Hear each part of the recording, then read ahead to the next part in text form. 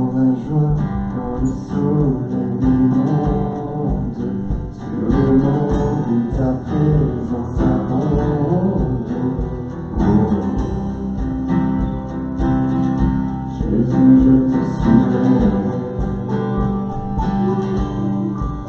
dans la peine, quand mon âme sombre, dans la vallée du deuil et de l'ombre.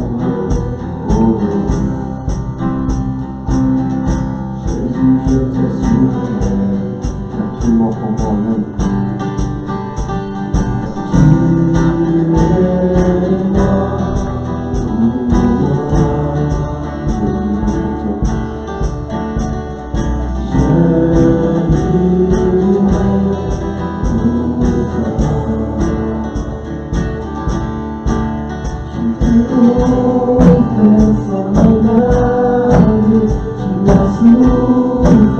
Pour me sauver, Jésus, je te suivrai, je t'aimerai jusqu'à la vie, je servirai malgré le prix. Oh. Jésus, je te suivrai.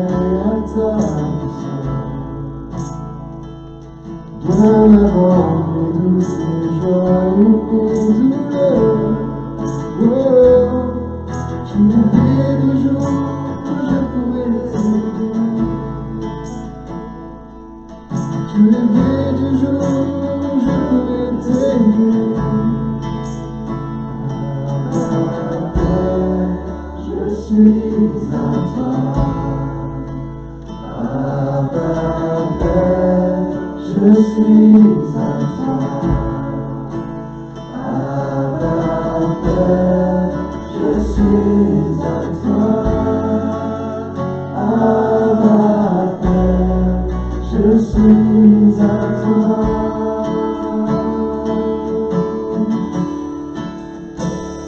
Bien avant que Jésus ne marche sur la terre, bien avant que Christ nous montre le cœur, bien avant que les yeux sur moi soient ouverts, oh, tu rêvais du jour où tu pourrais m'aimer. Bien avant que mon péché brise son cœur,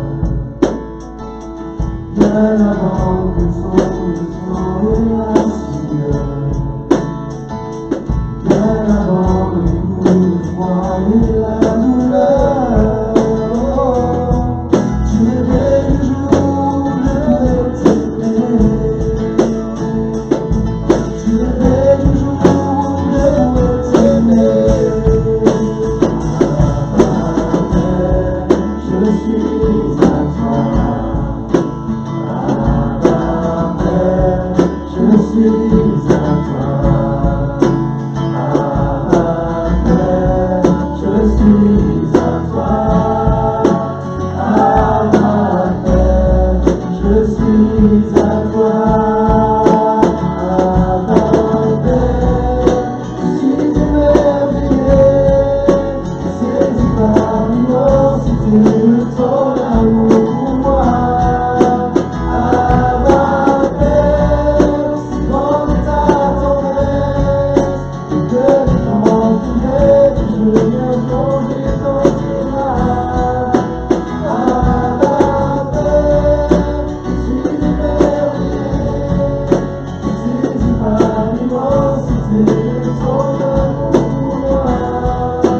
Abba Père, si grande est ta tendresse, et que les vents pouvaient que je viens plonger dans tes bras. Abba Père, je suis à toi. Abba Père, je suis à toi. Abba Père, je suis à toi.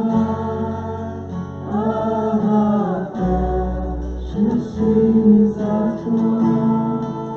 Abba Père, je suis à toi. Abba Père, je suis à toi. Abba Père, je suis à toi. Abba Père, je suis à toi.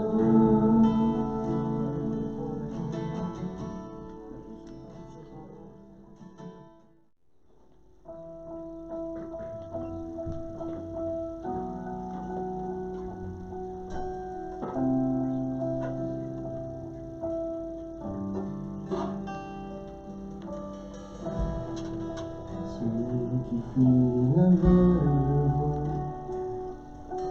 viens me faire sortir du mal, viens me faire sortir du mal.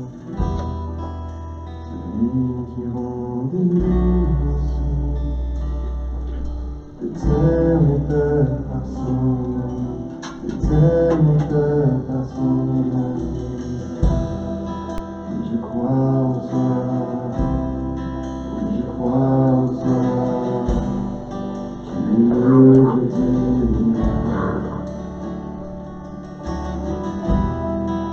je crois en toi, oui je crois en toi, tu veux que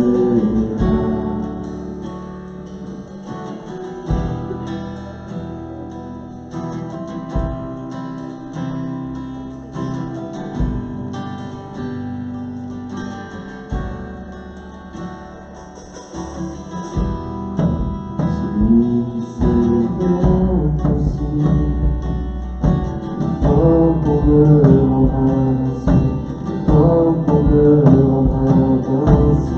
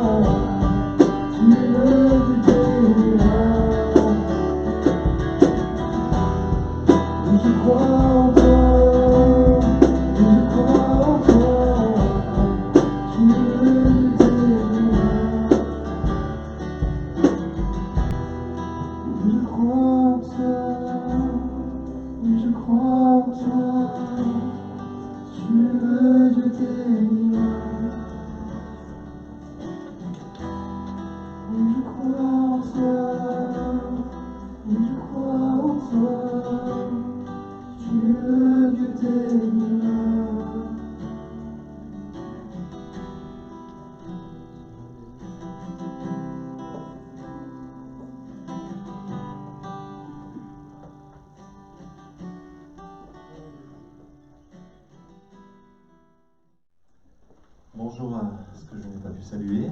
La semaine s'est bien passée? Est-ce que le Seigneur a été fidèle? Amen.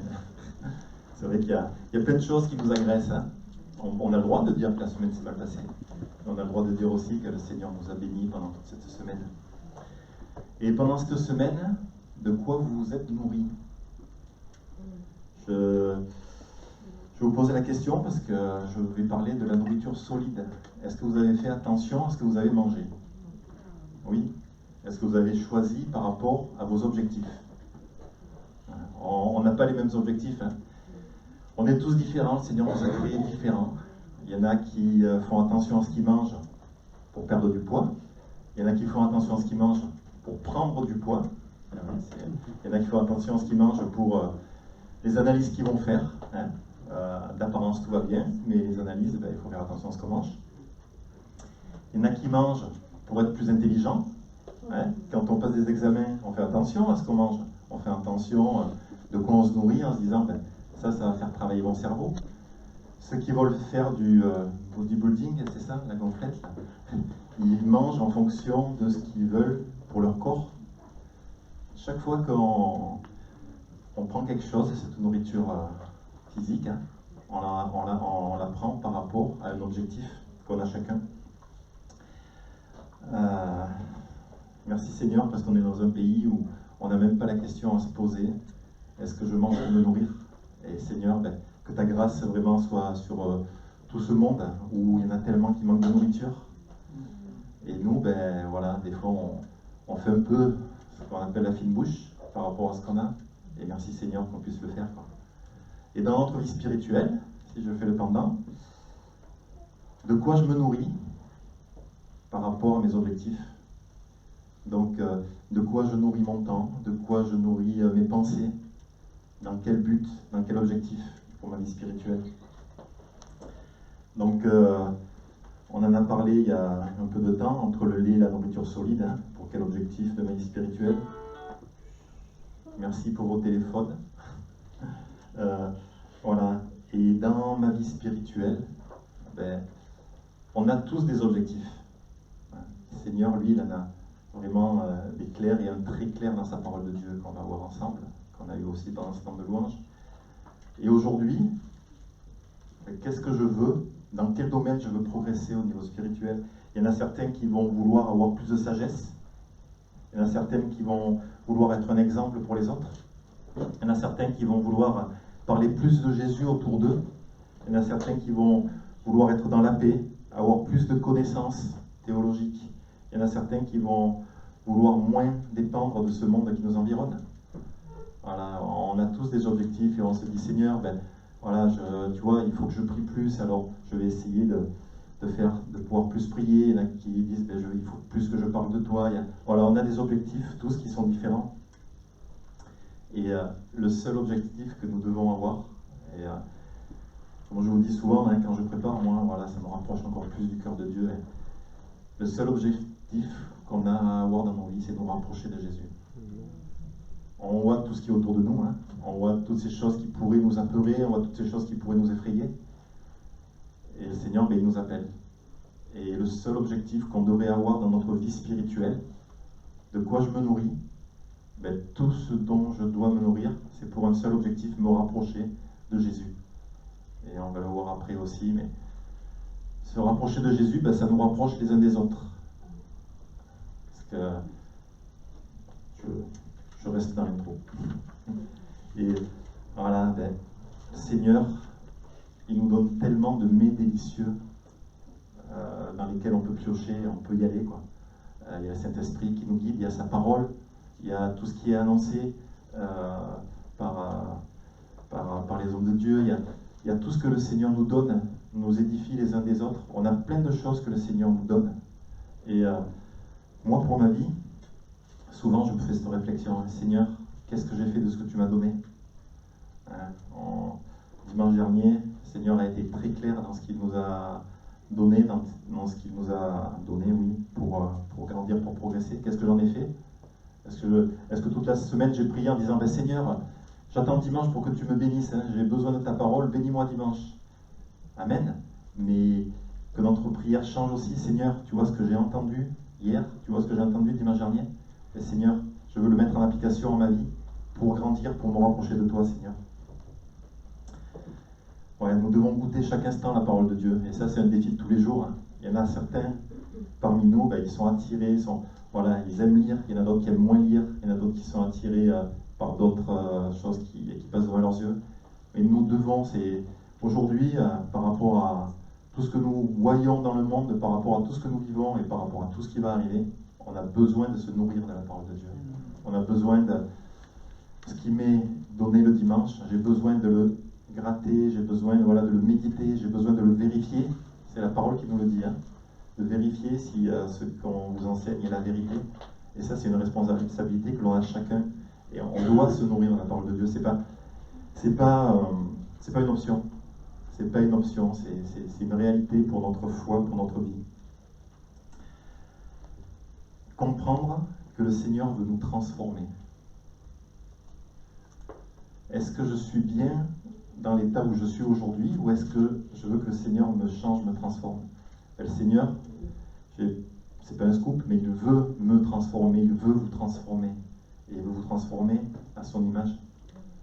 Et son image, elle est belle. Une des œuvres principales de Dieu, c'est de faire de nous une personne différente. Merci Seigneur pour les frères et les sœurs que je connais depuis des années, qui sont différentes aujourd'hui, qui ont reçu du Seigneur, qui ont grandi dans le Seigneur. Qu'on puisse s'édifier comme cela aussi, qu'on ne puisse pas rester dans l'état où on était il y a une semaine, il y a un an, il y a 10 ans. Seigneur, je veux grandir en toi. Seigneur, il veut changer notre nature en nous transformant. Et une transformation, j'avais prêché la dernière fois sur la régénération, mais voilà, Seigneur, il veut faire de nous quelque chose de nouveau. Et il ne veut pas nous laisser dans l'état où on est aujourd'hui. Et Seigneur, je veux plus de toi. Hein. On a chanté des super chants et de tout notre cœur et avec une bonne motivation. Mais Seigneur, on a notre part à faire. On ne peut pas croire appartenir au Seigneur et rester toujours le même. Toujours la même. Waouh. Voilà, Seigneur, si je t'appartiens, c'est ta parole qui le dit. Tu me changes, tu me transformes à ton image. Et donc, c'est une transformation, ça bouge, quoi. Donc, Seigneur, qu'on puisse grandir en toi. Réaliser qu'on a besoin de devenir meilleur. Waouh, Seigneur, tu as vu tous les progrès que j'ai faits, je suis mieux que mon voisin. Non, voilà, notre référence, c'est Jésus. Réaliser qu'on a besoin que notre cœur, tant qu'on sera sur cette terre, on est agressé par des images, par des sons, par des pensées, on est agressé de tout cela. Et plus on doit marcher dans notre vie chrétienne, plus on doit se laisser transformer par le Seigneur, et plus on doit ressembler à Jésus. Est-ce que je regarde à ce que je ne suis pas encore? Dans la parole de Dieu, on a plein d'exemples d'hommes de Dieu qui regardaient à ce qu'ils voulaient devenir. Paul, Pierre, David, tous ces hommes de Dieu, ils voulaient grandir, ils voulaient être différents du moment où ils nous laissent leur pensée dans la parole. Seigneur, je veux grandir, je veux être différent, je veux me rapprocher de toi. La transformation, pour la plupart d'entre nous, elle a commencé. Elle commence le jour de notre naissance? Non. Elle commence le jour où on donne notre cœur au Seigneur. Elle commence le jour où on se convertit à notre Jésus. Elle commence le jour où on se repent, où on comprend notre état de pécheur, où on comprend notre état sale, où on comprend notre état qui n'est pas beau, qui n'est pas bon. Et à ce moment-là, quand on donne notre vie à Jésus, il commence à cette transformation. Il nous revêt d'une nouvelle nature. Et ce n'est pas une finalité, la conversion, c'est le début, vous le savez, hein, c'est le début de plein de choses. La repentance, c'est le début d'une vie nouvelle et d'une vie éclairée par Jésus. Ouais, la conversion, c'est l'état des lieux, un état de décrépitude dans lequel j'étais. Et là, on se dit, waouh, Seigneur, merci, parce que tu me permets d'avoir une vie nouvelle et tu me restaures. Si quelqu'un est en Christ, il est une nouvelle créature. Donc, je suis nouveau. Et si je ne suis pas encore régénéré par le Seigneur, si je n'ai pas encore accepté qu'il transforme ma vie, le Seigneur il est tellement bon que je peux venir vers lui, je peux lui demander, Seigneur, change ma vie, transforme-moi pour que je sois vraiment à ton image. Et la transformation, elle se poursuit tout au long de notre vie. La transformation, elle est visible autour de nous. La transformation, elle est visible pour nous. Ah, j'ai toujours été comme ça. Non. Voilà, ça, c'est pas une fatalité. Le Seigneur, il nous change. Attention à rester dans l'état de notre conversion. Seigneur, voilà, j'ai changé de vie et je grandis plus, je progresse plus. Non, voilà, on a besoin de progresser, on a besoin de comprendre plus de Jésus. Dieu nous transforme, pas n'importe comment. Hein.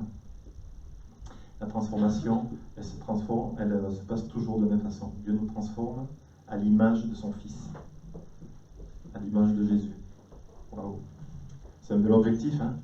Et c'est pour ça, dans les objectifs spirituels que je vous énumérais en début, voilà, tous ces objectifs qu'on peut avoir pour notre vie spirituelle, il y en a un seul à viser, ressembler à Jésus. C'est la Bible qui nous le dit. Hein, c'est pas une utopie.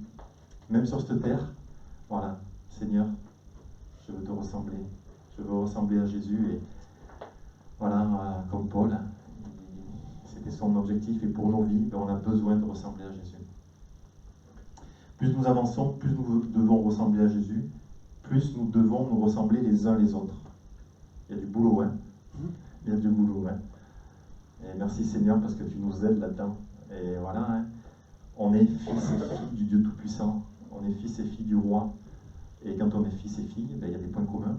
Il y a des objectifs communs. Il y a voilà, une adhésion. On se serre les coudes, on avance ensemble. Et ça, des fois, le premier, on le minimise parce qu'on a tellement l'habitude d'être dans un environnement béni dans l'Église. C'est bien de se poser, de se dire, il y a des choses à améliorer. Mais aujourd'hui, merci Seigneur pour ce qu'on vit. Merci Seigneur pour la communion fraternelle. Merci Seigneur parce qu'avec tous les environnements que l'on représente, c'est le Seigneur qui nous unit. S'il n'y avait pas Jésus au centre, je ne pense pas qu'on serait là aujourd'hui. Hein. Mais aujourd'hui, voilà, le Seigneur il développe l'amour les uns pour les autres. Et si notre objectif c'est de ressembler à Jésus, ben ça va nous unir de plus en plus. On a tous des façons différentes de faire certaines choses. Et la chose la plus importante, c'est ressembler à Jésus. Amen. Et pour ça, ben, nous avons notre part à faire. Et une des parts qui est, qui vient pas devant nos yeux la même, c'est de contempler, qui vient pas à nos yeux en premier, c'est de contempler la gloire de Jésus. On va le lire ensemble. Et ce que le Seigneur veut de nous, c'est qu'on puisse contempler la gloire de Jésus. Quand on a des moments de louange ensemble, Seigneur, tu nous fais contempler ta personne, tu nous fais contempler qui tu es. Et mon désir, c'est d'aller plus loin, de prendre vraiment ce temps de contemplation. Seigneur, il est tout ce dont on a besoin. Et ce dont on a besoin de chercher, ben, voilà, c'est sa présence. Contempler la gloire de Jésus dans les Écritures, dans ma chambre, au pied de mon lit, dans l'assemblée, les uns avec les autres. C'est ce que le Seigneur nous demande. Le but de Dieu pour notre vie terrestre, je me répète, mais c'est de nous transformer à l'image de Jésus. Et si on va lire dans 2 Corinthiens 3,18, c'est un verset qui, pendant des années, je ne comprenais pas. Et voilà, il y a des choses comme ça. Et donc, recherche après recherche, et là maintenant, voilà, c'est quelque chose que le Seigneur m'a donné la clé, et je me dis, waouh, qu'on puisse vivre ce verset. Donc je vais le lire dans 2 versions, je vais le lire dans la version seconde, et ensuite je vais le lire dans la version français courant. 2 Corinthiens 3,18. Nous tous, qui le visage découvert, contemplons comme dans un miroir la gloire du Seigneur, nous sommes transformés en la même image, de gloire en gloire, comme par le Seigneur l'Esprit.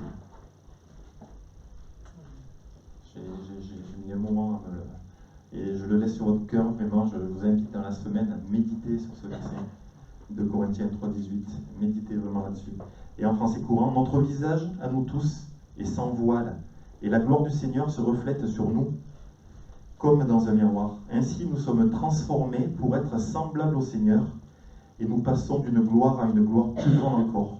Voilà en effet ce que réalise le Seigneur, qui est l'Esprit. Waouh! Seigneur, voilà. On est la gloire de notre Dieu, et ça...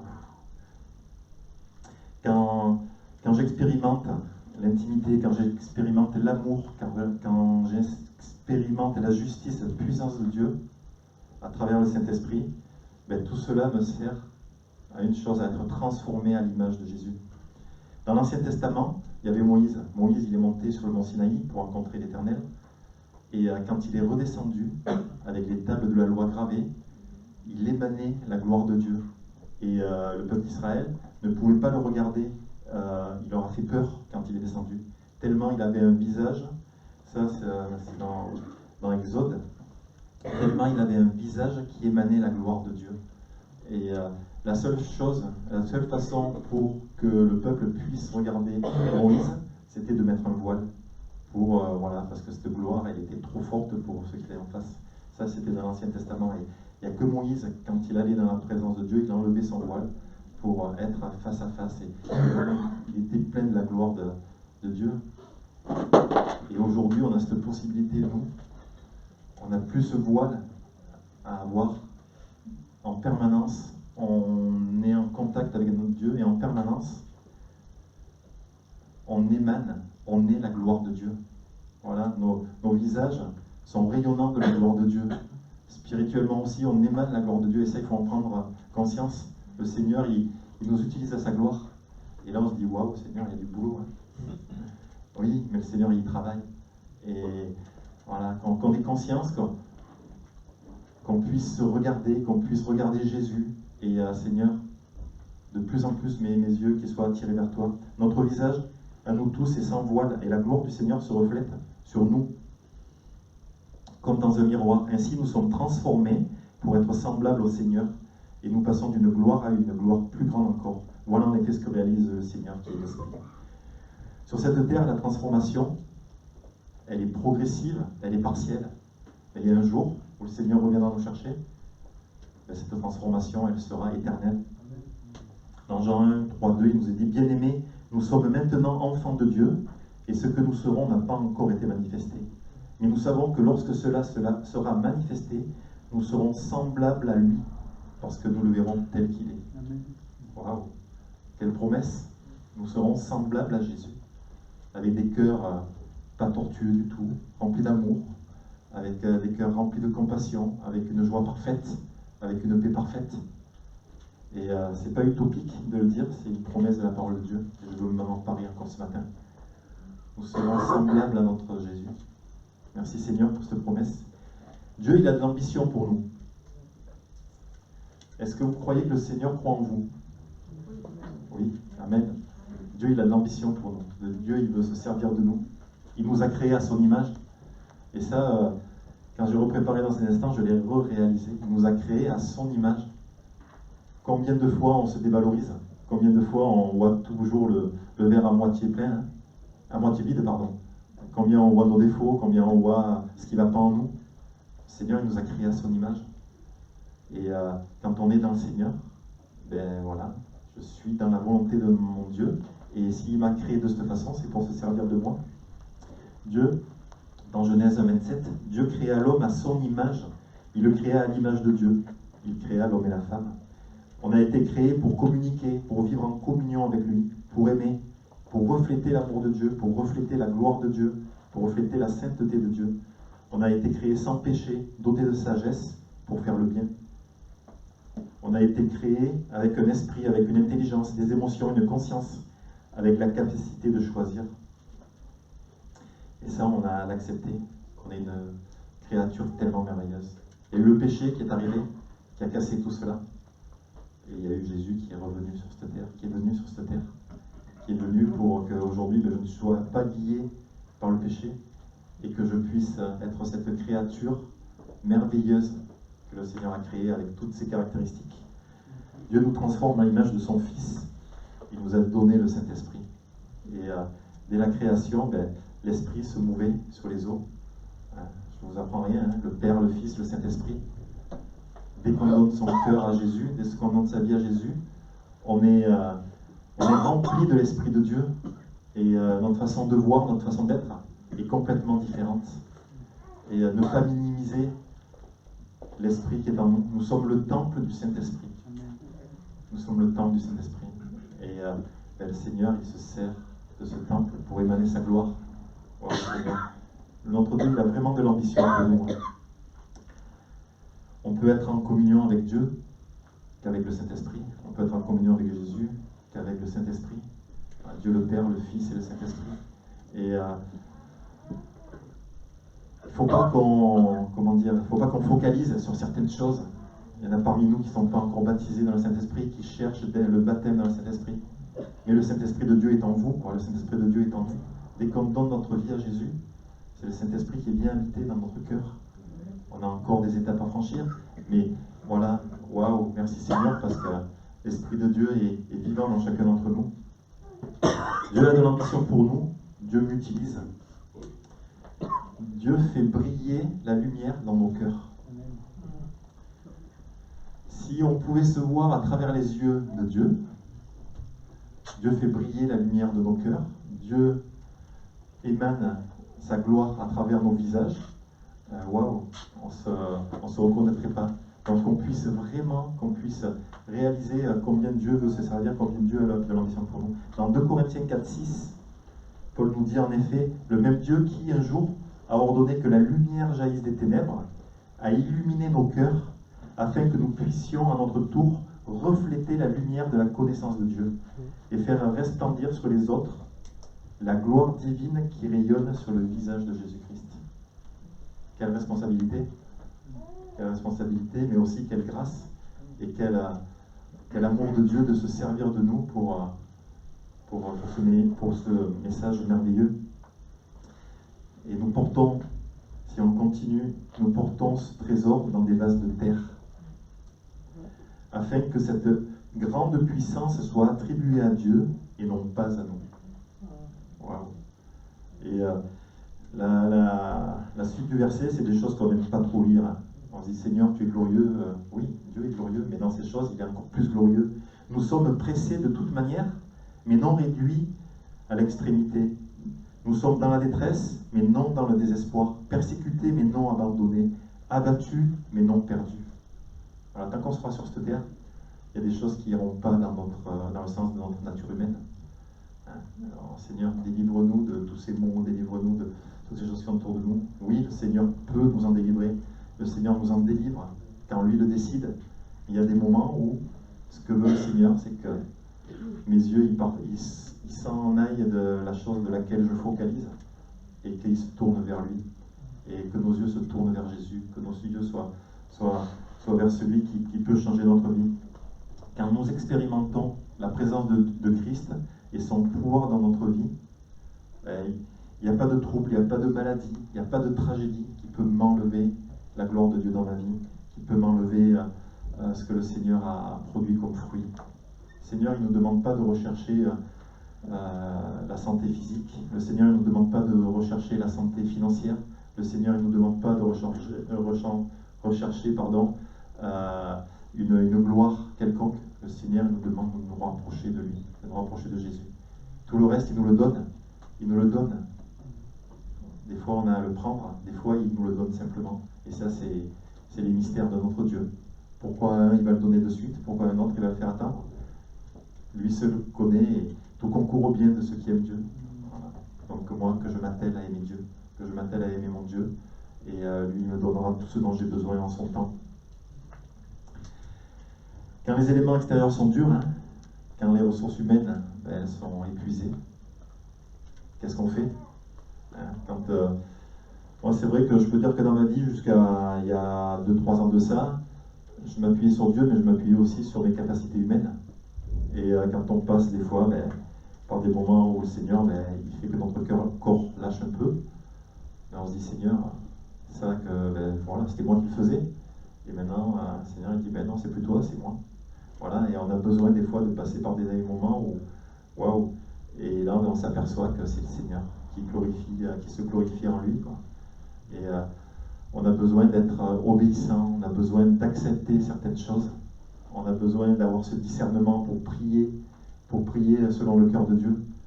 On a besoin de lui demander la guérison quand on a besoin de la guérison dans nos cœurs, on a besoin de demander sa sagesse quand on a besoin de la sagesse, on a besoin vraiment d'être à l'image de notre Dieu.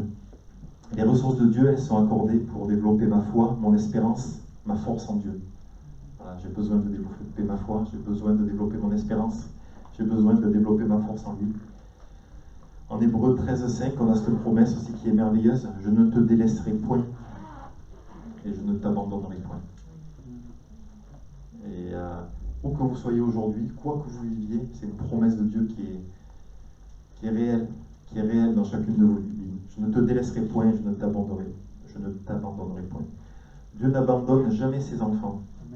Il y a un autre combat de la vie qu'on va lire ensemble dans Romains 8 au verset 35. Là pareil, c'est vraiment un passage qui nous dit waouh, il y a des choses pas évidentes sur cette terre, mais quand on les vit dans le Seigneur, ben, c'est pour le glorifier. Romains 8, verset 35. Qu'est-ce qui pourrait s'interposer entre l'amour du Christ et nous? Nos soucis ou épreuves, lorsque nous sommes persécutés, que nous manquons de pain, d'habits ou d'argent, est-ce qu'il ne nous aime plus? Quand nous sommes exposés au danger ou menacés d'une mort violente, est-ce le signe que Dieu nous a abandonnés? Non, car l'Écriture nous rapporte cette prière. Parce que nous t'appartenons, Seigneur, nous sommes journellement en danger de mort. On nous considère comme des brebis destinées à l'abattoir. Mais dans tous ces combats, celui qui nous a tant aimés est près de nous. Avec lui, nous restons vainqueurs et nous allons de victoire en victoire. Oui, j'en ai l'absolue certitude. Rien ne pourra nous arracher à l'amour de Dieu. Ni la mort, ni la vie, ni les anges, ni les puissances infernales, ni les dangers présents, ni l'incertitude de l'avenir. Aucune autre force de l'univers, qu'elle vienne d'en haut ou de l'abîme, aucune autre créature, non, rien au monde ne peut ériger une séparation entre nous et l'amour que Dieu nous a témoigné en Jésus-Christ notre Seigneur et dont nous jouissons en communion avec lui. Amen. Indépendamment de par quoi vous passez aujourd'hui, rien ne peut nous éloigner de l'amour de Jésus. Et l'amour de Jésus, ben, voilà, c'est ce dont on a besoin pour rester debout sur cette terre. Et l'amour de Jésus, ben, on baignera, voilà, ce moment parfait où il viendra nous chercher. Waouh, quoi. Moi, j'y aspire. Et Seigneur, par rapport à tout ce qui se passe aujourd'hui autour de nous, hein, ce qui se passe aujourd'hui en Israël, ce qui se passe en Ukraine, ce qui se passe dans le monde entier, de toute façon, le cœur de l'homme sans Dieu, hein, le cœur de l'homme est fou. Hein. La sagesse des hommes, hein, Seigneur, hein, on sait ce qu'il en pense. Et tout cela, ben, voilà, on a le droit, hein, et on a cette capacité de dire, ben, tout cela ne me touche pas. La peur de l'avenir, Seigneur, ne m'éloignera pas de ton amour. Voilà, il y a des choses qui sont là, qui se passent, mais la paix que le Seigneur nous donne, ben, Seigneur, voilà, toutes les choses que tu scelles dans mon cœur, je le garde, je prends cette paix, je prends cette joie, et l'avenir pour ces enfants, elle est belle. Il est beau, pardon. L'avenir pour ses enfants, il est beau. L'avenir pour ceux qui donnent leur cœur à Jésus, il est beau. Même s'il est dans la difficulté, rien ne nous séparera de l'amour de notre Seigneur. On va de victoire en victoire, car je contemple la gloire de Jésus. Donc, voilà, je veux grandir en Christ, je veux me rapprocher de lui. C'est des paroles, mais c'est une réalité pour notre vie. Être transformé pour être semblable à Jésus. Quelle grâce que de pouvoir contempler Jésus, le visage découvert. Ça, c'est... Voilà, ce matin, réalisons-le, que le Seigneur il veut me transformer, et à visage découvert, ben, je peux voir la gloire de Dieu, je peux être face à face avec mon Jésus. Nous devons marcher de progrès en progrès. Et c'est quand j'ai fait la conclusion que je me suis dit, ben, tiens, c'est dans le même sens que Jean, ce qu'il nous a apporté dimanche dernier, et je le crois. Dimanche dernier, ben, comment grandir, hein? Est-ce que vous vous en rappelez? Est-ce qu'on l'a mis en pratique? Est-ce qu'on l'a médité? Désirer, vouloir grandir spirituellement, mieux connaître Jésus, garder sa parole, qu'il croisse et que je diminue, être enraciné dans la justice de Dieu, s'investir dans l'Église, grandir ensemble. Voilà, et le Seigneur, c'est ce qu'il veut pour nous aujourd'hui. On n'a plus le temps à perdre. Parfois, on passe du temps dans des choses qui n'en valent pas la peine. Moi, souvent, je dis au Seigneur, donne-moi le discernement pour utiliser mon temps, pour utiliser mon argent aussi. Mais le temps que l'on a, il est tellement précieux et on en a tellement du temps. On en a tellement. C'est-à-dire, quand on regarde il y a quelques années, hein, nos ancêtres pas si lointains que ça, travaillaient pour manger et les journées, c'était quoi? C'était 10 heures, 12 heures, 14 heures. Nous, aujourd'hui, on a du temps. Voilà. Après, on a des choix à faire dans notre vie. À quoi on passe notre temps? Et le Seigneur, il nous interpelle encore ce matin. Voilà. Que notre temps, on ait la sagesse de le passer à le rencontrer. Qu'on ait la sagesse de passer notre temps à lire sa parole. Qu'on ait la sagesse de passer notre temps à venir à l'église, ici ou dans un autre lieu, mais à venir avec des frères et sœurs. C'est là qu'est notre place. Les talents que le Seigneur nous a donnés, il nous a donné tellement de talents. Est-ce que j'utilise ces talents pour glorifier mon Dieu? Ou est-ce que je les laisse de côté? Ou est-ce que je les utilise futilement? Non, Seigneur, je veux grandir en toi et je veux me rapprocher de toi, Jésus. Je vais finir avec une liste d'exhortations que je me suis fait et que je vous fais aussi, parce que notre Dieu, c'est le Dieu du pratique. Et je veux grandir en Jésus, je veux passer plus de temps à prier, je veux passer plus de temps à prier ensemble. Voilà, le mardi, aujourd'hui, on se réunit le mardi à 18h30. Voilà, je vous exhorte à faire tout votre possible pour venir, pour prier les uns avec les autres. C'est des moments bénis. C'est pas une option non plus. Voilà, le Seigneur nous assemble dans ces temps. Voilà, le Seigneur nous attend et on veut grandir là-dedans. Quand il y a un jeûne et prière à l'église, le Seigneur, c'est pas souvent, et que ça puisse être une priorité pour ma vie. Et le Seigneur, il va nous débloquer des choses. Il y a des choses qui paraissent anodines, mais le Seigneur, il nous attend dans ces moments aussi. Seigneur, on peut le prier au creux dans notre chambre, mais il y a tellement de bénédictions à vivre les choses en tant qu'Église. Là où sont réunis les frères et sœurs, c'est là où coule la bénédiction. Alors vraiment qu'on fasse tous nos efforts, nos enfants, nos petits-enfants, qu'on puisse faire ce choix de les baigner dans la présence de Dieu, qu'on puisse faire tout notre possible pour qu'ils soient dans la présence de Dieu, même le mardi soir. C'est vrai que depuis quelques mardis, on a une maman avec ses 2 enfants, et les enfants, ils découvrent Jésus, et ils sont waouh, ils sont illuminés, et ils boivent la présence de Dieu. Voilà, des fois on se dit, oh ben non, c'est pas pour eux. Si, il n'y a pas d'âge pour les enfants pour qu'ils soient baignés dans la présence de Dieu, que ce soit pour la prière ou à n'importe quel moment, qu'on puisse vraiment les mettre au bénéfice de la présence de Dieu. Changer notre comportement, notre temps, notre argent, nos priorités. Là-dessus, on le sait tous, on a des progrès à faire.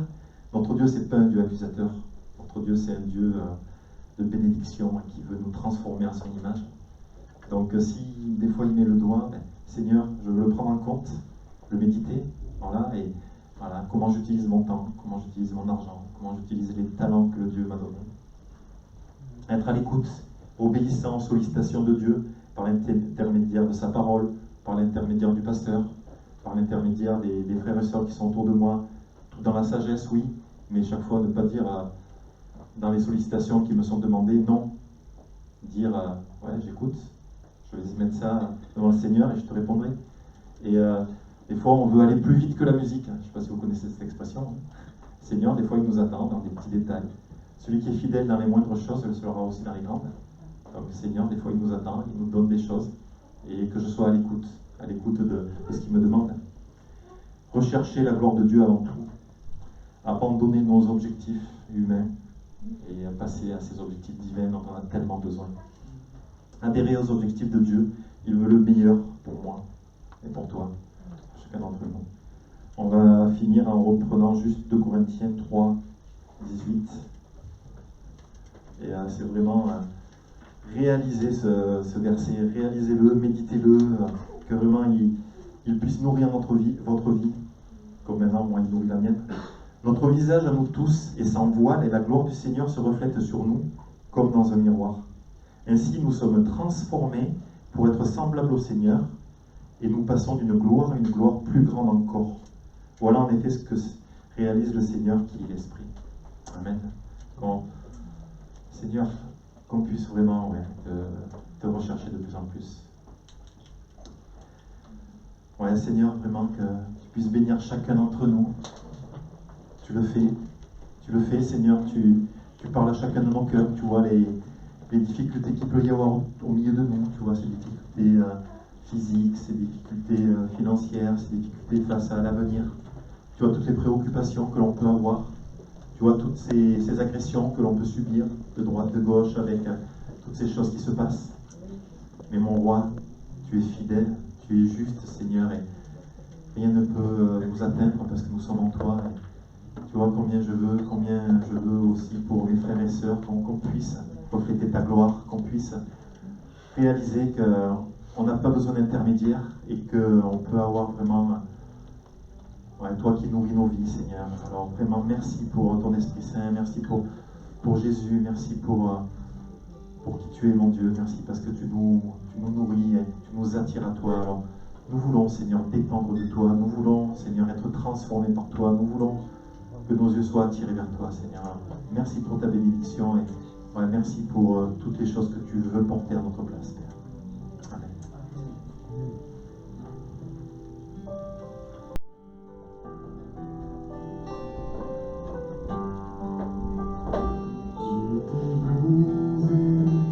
Vide sans espoir, grâce m'a trouvé, m'a restauré.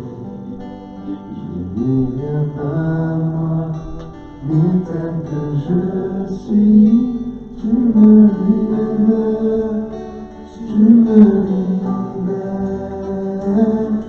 grâce infinie de notre Dieu. Un jour m'a sauvé, j'avais de lieu en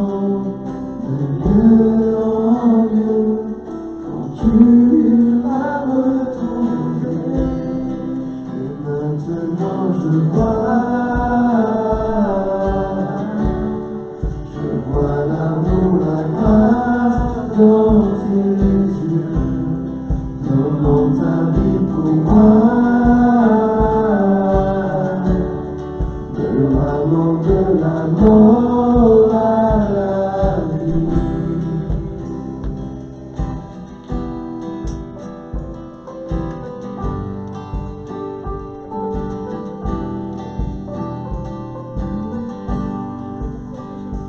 Pour nos échecs, tu prends nos faiblesses, tu places ton trésor dans des vases d'argile. Mon cœur, je veux te servir pour que tous voient